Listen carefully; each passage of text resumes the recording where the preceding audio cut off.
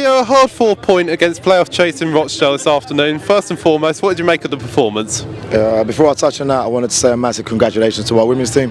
Fantastic result last Sunday. Brought home a cup that we've been trying to get for a long time. The women's team are doing something that we need to try and do ourselves. Massive congratulations to them. Our performance, it was okay. I still think there's a little bit more to come from us. We knew how good Rochdale could be in transitions. It's a team that are fighting for the playoffs. I thought more often than not we were there where we needed to be. It's one switch off for the goal, which is again really frustrating. But I thought after that, the impetus was on us. We committed to the press, we put them under lots of pressure, and another day maybe we win the game. There's a much changed line-up ahead of the game. Talk us through the reason for the changes. Some enforced.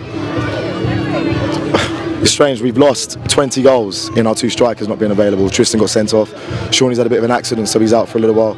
But Toby came in, who's been out in the cold for a little while with injuries, and I thought he was very good value today. Occupied their back line really well. Brendan also came in, who has recently joined us. Those two put in a really good shift. We're going to need more like that. 7 games left, we've got to be at our best, everybody's got to put in a shift, and that'll be enough.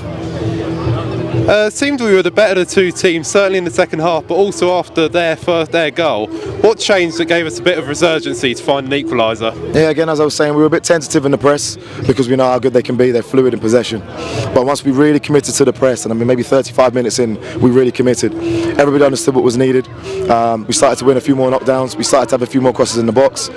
Once you got that confidence and the belief that the press works, that's where we start to get our joy. Touched on a point briefly, but it's a debut start for Brendan Kiernan and a first appearance for Chris Ray. How do you feel the new signings got on this afternoon, and how have they been settling in training? Yeah, they did well. Brendan's been with us a little bit longer than Chris has. I thought he took his opportunity really well. It was a really good first game back for us. Chris is going to need some time to adjust to us. First time we've seen him is today. So he's going to need a few training sessions before we can get to grips with what we need. But they will both be a useful addition to us. 7 games to go, mostly around teams around us in the table. Do you feel that's an advantage for us for the running? It needs to be. We know if we win the games that we have, that'll be enough for us to stay up. It's no different for the other teams, but essentially if we can keep the performances as high as they are right now, that will most definitely be enough. And finally, there's 2,261 here for non-league day. How much did the boosted support mean to the players and management team this afternoon? Yeah, they were fantastic. I was able to speak to some of the kids earlier on, just asking them why they were here and the enjoyment levels. I'd love to see as many of those guys as possible coming down for the last 7 games.